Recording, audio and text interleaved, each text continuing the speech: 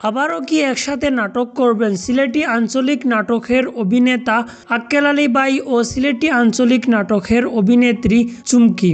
একসময়ে সিলেটি আঞ্চলিক নাটকের খুবই তুমুল জনপ্রিয় ছিলেন এই জুটি।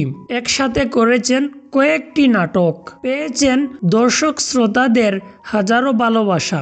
দেশ এবং দেশের বাইরের সকলেরই ছিল খুবই পছন্দের এই জুটি, কিন্তু সময়ের ব্যবধানে উনারা আর এখন একসাথে নাটক করেন না। আর কেন করেন না সেটা আপনারা সকলেই জানেন। তো এখন কথা হলো মূলত উনারা আবারও কি একসাথে নাটক করবেন, এই প্রশ্নটা অনেক দর্শকেরই মনে রয়েছে।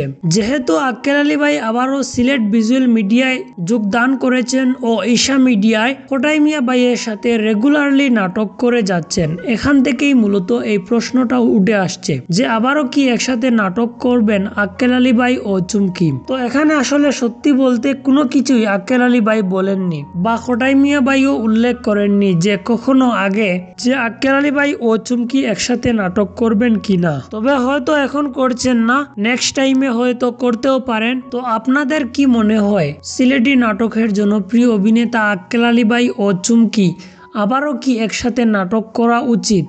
যেহেতু ওনারা একসাথে অনেকগুলাই নাটক করেছেন এবং এই নাটকগুলাতে দর্শকরা 5 স্টার রেটিংও দিয়েছেন। তো এই বিষয়ে যদি আপনার কোনো মতামত থেকে থাকে তাহলে অবশ্যই কমেন্টে বলতে পারেন।